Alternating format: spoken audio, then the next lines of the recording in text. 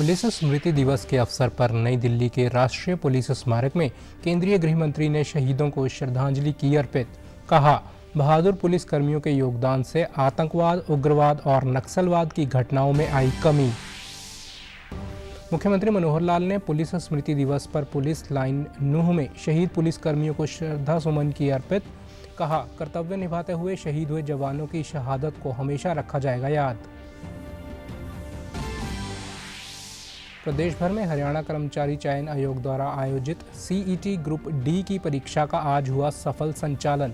अभ्यर्थियों ने सुगम आवागमन के लिए सरकार का जताया आभार। और राज्यपाल बंडारू दत्तात्रेय ने अंबाला कैंट के GMN कॉलेज में 3 दिवसीय जोनल यूथ फेस्टिवल के समापन समारोह में की शिरकत। कहा, जीवन में आगे बढ़ने के लिए अनुशासन है जरूरी।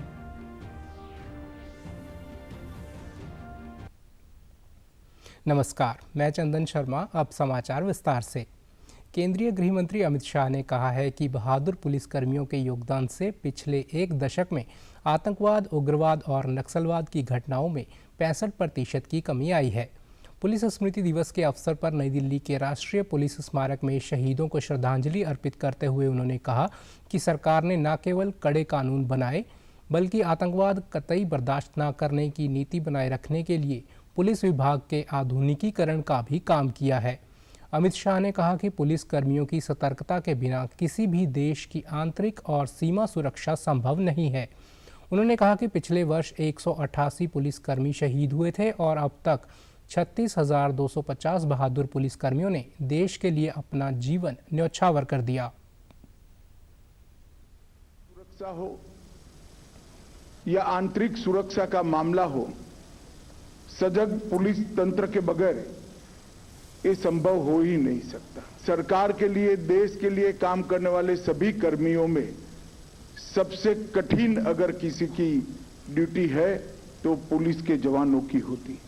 और वीरता, शौर्य और बलिदान के साथ देश को सुरक्षित करना, चाहे आतंकवादियों से टक्कर लेनी हो, चाहे अपराध की रोकथाम करनी हो, चाहे विशाल भीड़ के सामने कानून और व्यवस्था की परिस्थिति को बनाए रखना हो, हमारे देश के पुलिस के जवानों ने हर मौके पर अपने आप को साबित किया है।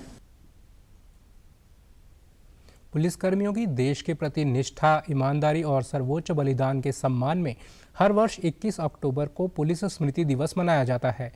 आज के दिन 1959 में लद्दाख के हॉट स्प्रिंग्स में चीनी सैनिकों के घात लगाकर किए गए हमले में केंद्रीय रिजर्व पुलिस बल के 10 जवान शहीद हो गए थे। पुलिसकर्मियों के बलिदान और राष्ट्रीय सुरक्षा तथा अखंडता को बनाए रखने में उनकी सर्वोपरि भूमिका के लिए प्रधानमंत्री नरेंद्र मोदी ने वर्ष 2018 में राष्ट्रीय पुलिस स्मारक राष्ट्र को समर्पित किया था। ये स्मारक पुलिस बलों की राष्ट्रीय पहचान, गौरव और एकता की भावना का प्रतीक है। प्रदेश के मुख्यमंत्री मनोहर लाल ने पुलिस स्मृति दिवस पर पुलिस लाइन नूह में पहुंचकर ड्यूटी के दौरान शहीद हुए सुरक्षा कर्मियों को श्रद्धा सुमन अर्पित किए। इस दौरान मुख्यमंत्री ने शहीद DSP सुरेंद्र मांझू के बेटे DSP सिद्धार्थ व शहीद सिपाही सत्यवीर की धर्मपत्नी सुनीता देवी का शॉल ओढ़ाकर सम्मान किया। इस दौरान पुलिस अधीक्षक नरेंद्र बिजारनिया ने पिछले 1 साल के दौरान देश के विभिन्न हिस्सों में अपने कर्तव्य निभाते हुए शहीद हुए 188 सैनिकों के नाम पढ़े। शहीद स्मारक पर देश के लिए कुर्बानी देने वाले शहीदों को नमन करने के बाद कार्यक्रम को संबोधित करते हुए मुख्यमंत्री ने कहा कि हमारे जवानों के त्याग, समर्पण और बहादुरी की कहानी को आने वाली पीढ़ी के लिए एक मिसाल के तौर पर रखना समाज की जिम्मेदारी है। पुलिस की ड्यूटी चुनौतीपूर्ण व जोखिम भरी होती है। उन्होंने कहा कि अपनी कर्तव्य निष्ठा व ज़रूरत पड़ने पर हमेशा बलिदान देने को तत्पर रहने वाले हरियाणा पुलिस फोर्स पर हमें गर्व है। 21 अक्टूबर को पुलिस स्मृति दिवस मनाया जाता है और देश भर में चाहे पुलिस हो अथवा अन्य पुलिस बल जो होते हैं, उनके जो नौजवान शहीद हो जाते हैं उनको श्रद्धांजलि दी जाती है। तो उस कार्यक्रम में शामिल हुआ और फिर जो भी शहीद हुए हैं, एक परिवार शक्ति सिंह नहीं, जो तेजपाल, कल उनके यहाँ भी संगेल जाना हो गया था, उनके परिवार को सांत्वना दी। ऐसे जो और नुकसान हुए हैं उन सब नुकसान की जिनकी भरपाई हमने करनी थी उनको भी बताया है, जिनका अभी भी शेष है उनकी भी बहुत जल्दी निर्णय कर लिया जाएगा। कुछ गाड़ियों का नुकसान उसकी भरपाई अभी नहीं हुई है क्योंकि इंश्योरेंस वगैरह की सारी उसकी जांच करनी है, उस जांच के बाद उनकी भरपाई हो जाएगी। हाँ, आज बर्फी चौक पर आने के बाद कुछ लोगों ने कहा कि हमारे नाम रह गए, जिसका भी जांच नहीं हुई है वो हमने डिप्टी कमिश्नर को कह दिया है। मुख्यमंत्री ने कहा कि हरियाणा पुलिस देश के अग्रणी पुलिस बल में से एक है। राज्य में पुलिस कर्मियों व उनके परिवार के कल्याण के लिए सरकार ने कई ऐतिहासिक कदम उठाए हैं ताकि सभी सुरक्षाकर्मी अपने परिवारों की चिंता छोड़कर निश्चित होकर ड्यूटी करें। उन्होंने कहा कि ड्यूटी करते हुए यदि कोई पुलिसकर्मी शहीद होता है तो उनके परिवारजनों को सरकार ने आर्थिक सहायता राशि के साथ साथ एक्स ग्रेशिया में नौकरी का प्रावधान किया है। मुख्यमंत्री मनोहर लाल ने नूंह में हिंसा के दौरान जान गंवाने वाले भादस गांव के युवक शक्ति के घर पहुंचकर परिवार को सांत्वना दी। इस दौरान उन्होंने परिवार को हर संभव मदद का भरोसा भी दिया। पंचकुला स्थित पुलिस लाइन में पुलिस शहीदी दिवस कार्यक्रम का आयोजन किया गया। राज्य स्तरीय पुलिस शहीदी दिवस के अवसर पर पिछले वर्ष देश में शहीद हुए 188 पुलिसकर्मियों को भावभीनी श्रद्धांजलि दी गई। इस अवसर पर हरियाणा के पुलिस महानिदेशक शत्रुजीत कपूर ने कहा कि आज के दौर में भारतवर्ष चहुमुखी तरक्की के रास्ते पर तेजी से आगे बढ़ रहा है। महानिदेशक ने कहा कि संकट की घड़ी में हमारे देश और प्रदेश का प्रत्येक नागरिक वर्दी पहने सिपाही और सीमा पर तैनात हर फौजी पर भरोसा करता है। अपने फर्ज की अदायगी करते हुए हमें हर समय इस भरोसे को याद रखना है। हमारे देश और प्रदेश का प्रत्येक नागरिक वर्दी पहने हुए सिपाही और सीमा पर तैनात हर फौजी पर पूरा भरोसा करता है। अपने फर्ज की अदायगी करते समय हमें इस भरोसे को हमेशा याद रखना है कि पुलिस बल के जवानों का जीवन अपेक्षाकृत अधिक जोखिमपूर्ण होता है। हमें इन चुनौतियों का सामना निरंतर करना पड़ता है। आजादी के बाद देश ने कई युद्ध लड़े और इन युद्धों में फौज के अनेक जवान शहीद हुए और आंतरिक सुरक्षा के फ्रंट पर देश में शहीद हुए पुलिस जवानों की संख्या इससे भी अधिक है। महानिदेशक शत्रुजीत कपूर ने कहा कि आज का दिन हरियाणा पुलिस और भारतीय पुलिस के उन वीर सपूतों के अदम्य साहस और कर्तव्य को समर्पित है। अब तक शहीद होने वाले हमारे बहादुर जवानों के नाम समर्पित है। मैं नमन करता हूं उन बहादुर माताओं को जिन्होंने ऐसे वीर बच्चों को जन्म दिया जो आगे जाकर समस्त देश के लिए गौरव में व प्रेरणादायक उदाहरण बन सके हैं। माननीय मुख्यमंत्री जी और गृह मंत्री जी के मार्गदर्शन में प्रदेश सरकार द्वारा कर्तव्य के पथ पर शहीद होने वाले पुलिसकर्मियों व उनके आश्रितों के कल्याण हेतु अनेक योजनाएं चलाई जा रही हैं। फरीदाबाद के सेक्टर 31 पुलिस लाइन प्रांगण में शहीदी दिवस मनाया गया, जिसमें फरीदाबाद के पुलिस कमिश्नर राकेश आर्या ने शहीदों को श्रद्धांजलि दी। वहीं शहीदों की याद में रोटरी क्लब के सहयोग से ब्लड डोनेशन कैंप और हेल्थ चेकअप कैंप का आयोजन भी किया गया। इस दौरान पुलिस कमिश्नर ने कहा कि शहीदों का खून व्यर्थ नहीं जाना चाहिए। उन्होंने कहा कि अपने कर्तव्य के प्रति अपनी जान गंवाने वाले शहीद जवानों की कुर्बानियों से हम सबको प्रेरणा लेनी चाहिए। जो राज्य पुलिसकर्मी हैं और जो हमारे पैरामिलिट्री फोर्सेस के जो जवान हैं उन सभी को श्रद्धा सुमन अर्पित करते हैं, श्रद्धांजलि देते हैं, उनको शत नमन करते हैं। उन्होंने जो प्राणों की आहुति अपने कार्य करते हुए दी, उसके लिए हम उन लोगों का बहुत धन्यवाद करते हैं और उससे प्रेरणा लेते हैं कि हम लोग अपना काम बहुत अच्छे तरीके से करेंगे, नए जोश, नए उत्साह, नई स्फूर्ति के साथ करेंगे। एक ब्लड डोनेशन कैंप यहाँ पे रोटरी क्लब के माध्यम से लगाया जा रहा है और इसके अलावा हमने हेल्थ कैंप लगाया है जिसमें कि हेल्थ चेकअप किया जाएगा हमारे पुलिस के सभी कर्मियों का, मुलाजिमों का। इस मौके पर रोटरी क्लब के प्रधान ने कहा कि आज शहीदी दिवस पर रक्तदान शिविर का आयोजन किया गया, जिसमें पुलिस के जवानों ने बढ़ चढ़कर हिस्सा लिया।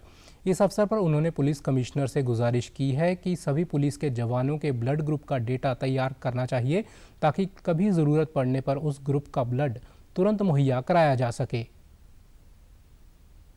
भारतीय जनता पार्टी के प्रदेश अध्यक्ष ओम प्रकाश धनखड़ ने रोहतक में पार्टी जिलाध्यक्ष व जिला प्रभारियों की बैठक में भाग लिया। इस बैठक में विभिन्न कार्यक्रमों की रूपरेखा तय की गई।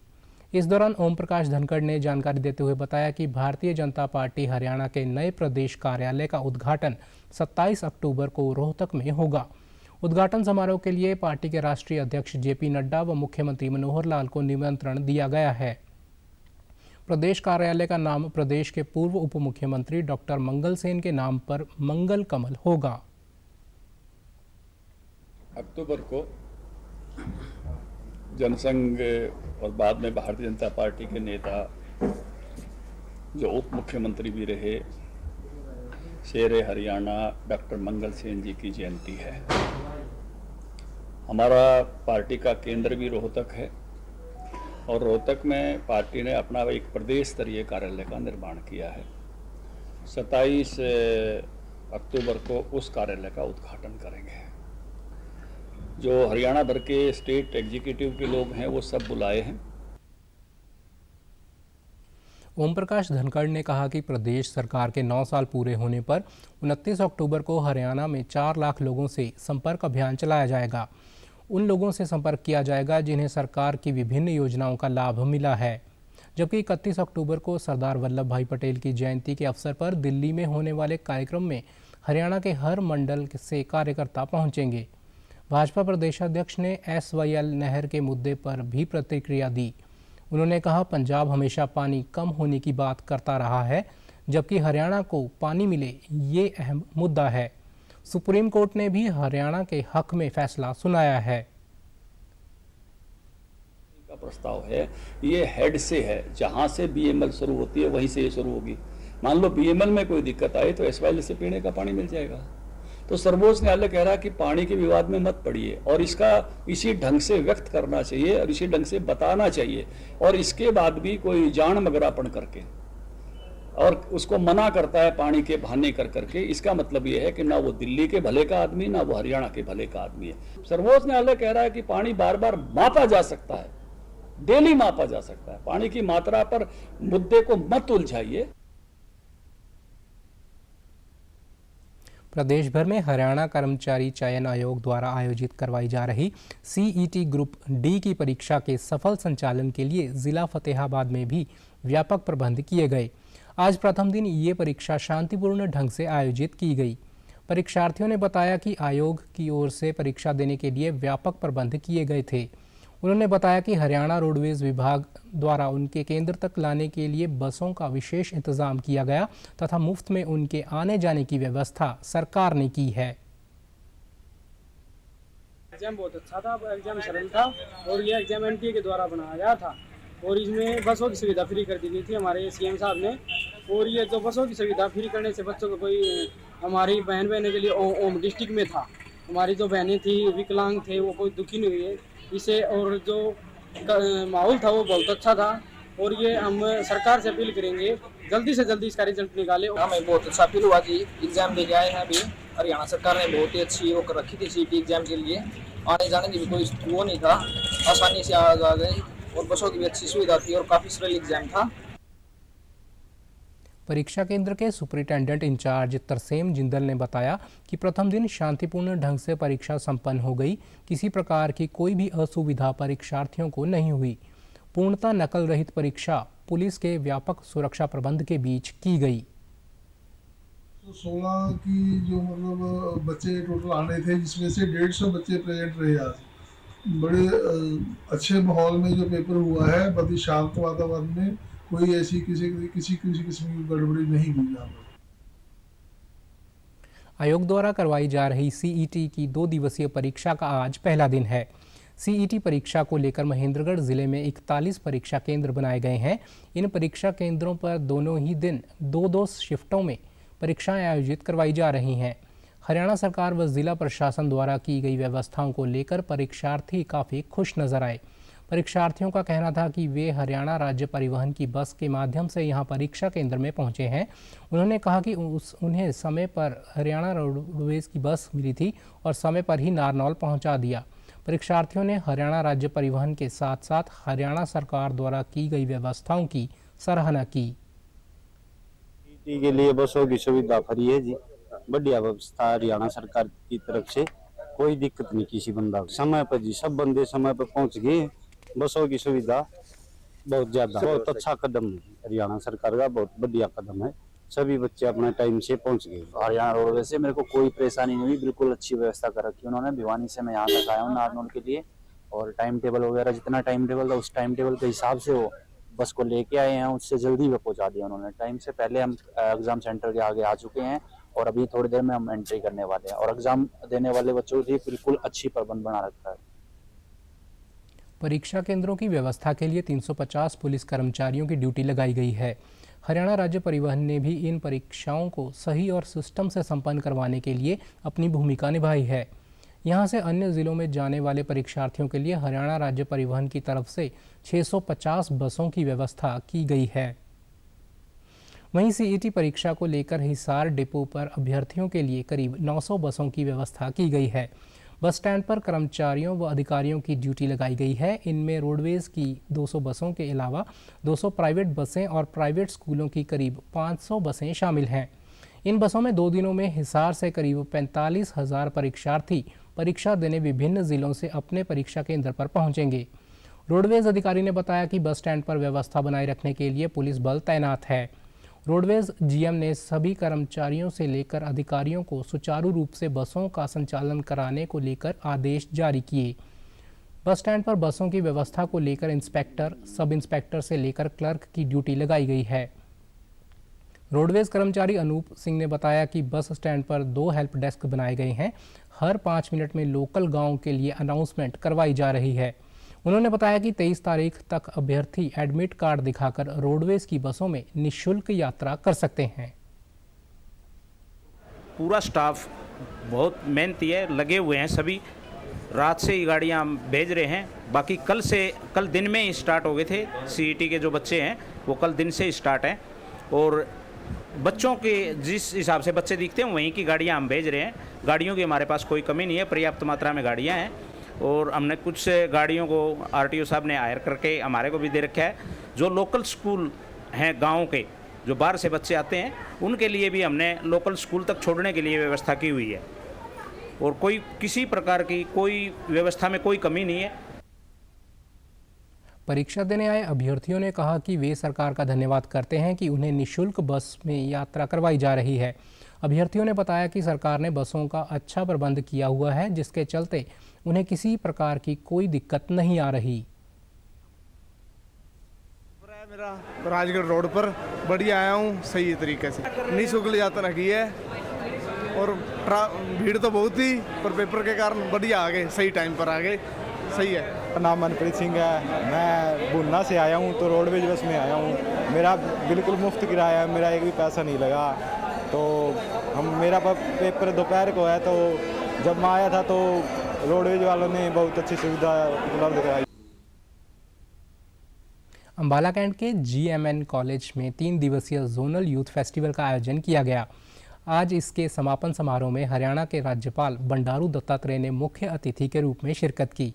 इस मौके पर राज्यपाल बंडारू दत्तात्रेय ने अपने संबोधन में कहा कि जीएमएन कॉलेज अंबाला कैंट द्वारा आयोजित तथा कुरुक्षेत्र विश्वविद्यालय युवा एवं सांस्कृतिक मामले विभाग द्वारा प्रायोजित 46वें जोनल युवा समारोह के सफल आयोजन के लिए जीएमएन कॉलेज के समस्त पदाधिकारियों, आयोजकों एवं कुरुक्षेत्र विश्वविद्यालय के अधिकारियों को हार्दिक बधाई एवं शुभकामनाएं। उन्होंने कहा कि गांधी मेमोरियल नेशनल कॉलेज राष्ट्रपिता महात्मा गांधी जी के निधन के बाद उनके नाम से स्थापित की गई भारतवर्ष की पहली शिक्षण संस्थान है, जिसका शिलान्यास 1948 में हुआ था। उन्होंने कहा कि ये सभी के लिए बहुत ही खुशी की बात है कि संस्थान की 75वीं वर्षगांठ के उपलक्ष्य में यहाँ 3 दिवसीय युवा महोत्सव का आयोजन किया जा रहा है। के लिए शिक्षा के साथ साथ यूथ फेस्टिवल जैसे आयोजन का बहुत महत्व है। इस तरह के आयोजन अपनी भारतीय लोक कला, संगीत, नृत्य और परंपराओं को संजोकर रखने के साथ साथ अगली पीढ़ी तक पहुंचाने में मील का पत्थर साबित होता है। सांस्कृतिक एवं रचनात्मक गतिविधियां विद्यार्थियों को उत्कृष्टता प्राप्त करने के साथ साथ उनकी प्रतिभाओं और उनकी निखारने के लिए प्रेरित करती है और मन को भी प्रफुल्लित करती है। वाणिज्य मंत्रालय में DPIIT की विशेष सचिव सुमिता डावरा ने कल चंडीगढ़ में आयोजित मीडिया सम्मेलन के दौरान क्षेत्र की क्षेत्रीय लॉजिस्टिक ज़रूरतों की समीक्षा की और राष्ट्रीय गतिशक्ति पहल और राज्य सरकारों की भूमिका पर प्रकाश डाला। इस अवसर पर प्रदेश के अतिरिक्त मुख्य सचिव आनंद मोहन शरण और भारत सरकार के वाणिज्य मंत्रालय के DPIIT के निदेशक सुमित जारंगल भी मौजूद रहे।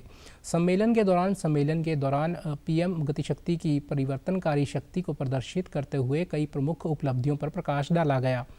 PM गतिशक्ति के बारे में जानकारी देते हुए बताया कि कोयला, इस्पात और बंदरगाहों जैसे आवश्यक क्षेत्रों को प्रभावित करने वाले 156 बुनियादी ढांचे के अंतराल की पहचान करने में महत्वपूर्ण भूमिका निभाई है और सरकार ने 2023-24 के केंद्रीय बजट में 100 महत्वपूर्ण बुनियादी ढांचा परियोजनाओं के लिए 75,000 करोड़ रुपए का पर्याप्त आवंटन किया।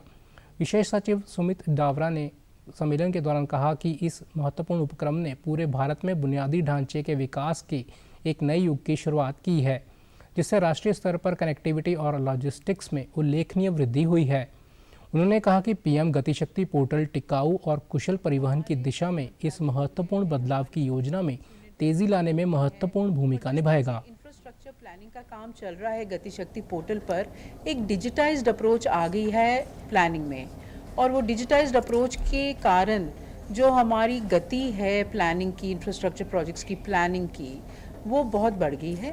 चाहे वो पेट्रोलियम के पाइपलाइन प्रोजेक्ट्स हों, चाहे वो हमारी सड़कें हों, नेशनल हाईवेज़ हों, स्टेट हाईवेज़ हों, या प्रधानमंत्री सड़क योजना हो, या हमारे रेलवे सिस्टम्स हों, हमारी पावर लाइंस हो, टेलीकॉम, 5G रोल आउट, सभी जगह हम देख रहे हैं कि गतिशक्ति पोर्टल के उपयोग करने से, जो कि एक GIS इनेबल्ड पोर्टल है, एक गति बन गई है प्रोजेक्ट्स की। प्रदेश के अतिरिक्त मुख्य सचिव आनंद मोहन शरण ने कहा कि PM गतिशक्ति की उपलब्धियां हमारे राष्ट्र की सहयोगात्मक भावना का एक प्रमाण है। सभी राज्यों और केंद्र शासित प्रदेशों ने सफलतापूर्वक राज्य स्तरीय तंत्र स्थापित किए हैं। जो भारत सरकार ने मैंडेटरी 29 लेयर्स रखी थी, हरियाणा एक अग्रिम प्रदेश है आज की तारीख में जिसने 141 लेयर्स डेटा की इस पे अपलोड कर दी हैं और 3 बहुत ही लाइव एग्जाम्पल्स हैं।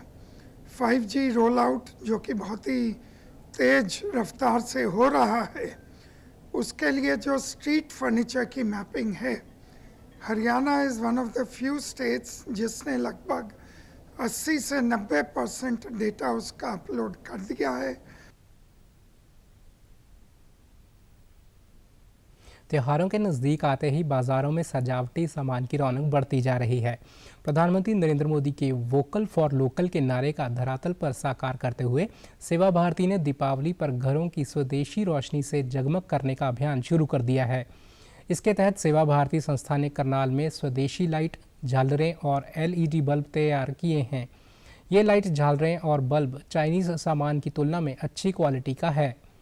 इन लड़ियों का निर्माण अधिकतर बस्ती और ग्रामीण क्षेत्र की महिलाएं कर रही हैं। महिलाओं के करीब 34 समूह विभिन्न स्थानों पर इन लड़ियों का निर्माण करते हैं, जिसके बाद इन्हें गत्ते के डिब्बों में पैक कर दूसरे स्थानों पर भेजा जाता है।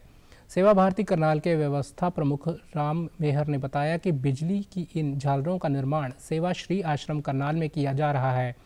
भविष्य में इसे राज्य के अन्य जिला केंद्रों में भी किया जाएगा। उन्होंने बताया कि अब तक विभिन्न रंगों की 20,000 लड़ियों का निर्माण किया जा चुका है, जिन्हें हिमाचल, पंजाब और हरियाणा के दूसरे जिलों में भेजा जा रहा है।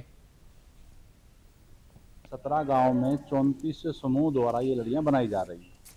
इसमें करीब 160 से 170 बहनें हैं जिनको रोजगार के रूप में कार्य सेवा श्री आश्रम द्वारा उपलब्ध करवाया जा रहा है।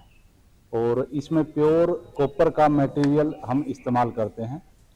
इसकी क्वालिटी से कोई समझौता हम नहीं करते हैं। ये लड़ियां जो बन रही हैं 3 से 4 साल जो पहले बनी थी वो आज भी चल रही है और इसमें रिपेयरेबल इजी है।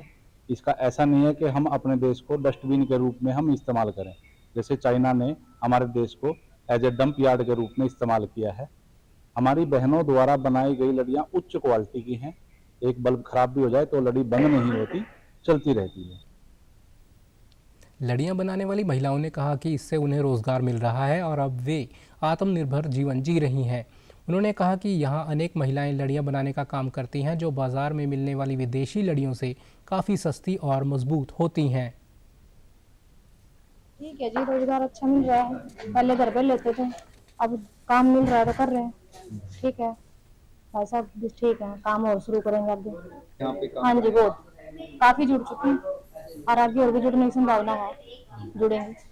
अगर लड़ियां बनाने की बात करें तो 20 दिन में बन जाती है। अगर सर्किट लगाने की बात करें तो एक दिन में 300 सर्किट लग जाते हैं। घर बैठे काम मिल गया है, घर ले जा रहे हैं, बना रहे हैं। और हम भी पहले मतलब परेशान थे कि काम कहाँ मिले कहाँ ढूंढे, तो ये घर बैठे हमें ऐसा काम मिल गया है कि हम पास ही के हैं, यहाँ अर्जुन शिवपुरी के, हमारा यहाँ घर पास ही है, तो हम यहाँ पे आते हैं, सुबह आते हैं, शाम को चले जाते हैं। ये लड़ियाँ बनाते हैं, हम पहले लड़ी बनाते हैं, फिर हम सर्किट लगाते हैं। सर, रक्षा मंत्री राजनाथ सिंह ने कहा है कि भारतीय सैन्य विरासत महोत्सव देश की सुरक्षा में सशस्त्र बलों की बेजोड़ बहादुरी और अनमोल भूमिका को दर्शाता है, जो देश के युवाओं को प्रेरित करेगा। राजनाथ सिंह ने आज नई दिल्ली में पहले भारतीय सैन्य विरासत महोत्सव का उद्घाटन किया। 2 दिन तक इस महोत्सव के उद्देश्य भारत की समृद्ध सैन्य संस्कृति और विरासत को संवाद, कार्यक्रम, कला, नृत्य, नाटक, कथा वाचन और प्रदर्शनी के माध्यम से दर्शाना और देश के सैन्य इतिहास और विरासत से आम जनता का जुड़ाव पैदा करना है। ये आयोजन भारत और विश्व से जुड़े सुरक्षा, रणनीति और अंतर्राष्ट्रीय संबंधों के तत्कालीन मुद्दों पर चर्चा का मंच प्रदान करता है। भारतीय सेना विरासत महोत्सव के उद्घाटन के बाद रक्षा मंत्री ने कहा कि ये आयोजन लोगों में भारतीय सेना और उसकी वीरता के बारे में जानने की जिज्ञासा पैदा करेगा। कार्यक्रम के दौरान रक्षा मंत्री ने उद्भव परियोजना का भी शुभारंभ किया, जो भारतीय सेना और भारतीय संयुक्त सेवा संस्थान के सहयोग से शुरू की गई है। इस परियोजना का उद्देश्य देश के प्राचीन रणनीतिक ज्ञान का तत्कालीन सैन्य आवश्यकताओं के साथ सामंजस्य करना है। भारतीय अंतरिक्ष अनुसंधान संगठन ने आज अपने रॉकेट गगनयान की आपदा की स्थिति में अंतरिक्ष यात्रियों को सुरक्षित निकालने की प्रणाली का सफल प्रदर्शन किया। श्रीहरिकोटा से गगनयान मिशन के क्रू मॉडल का सफल परीक्षण किया गया।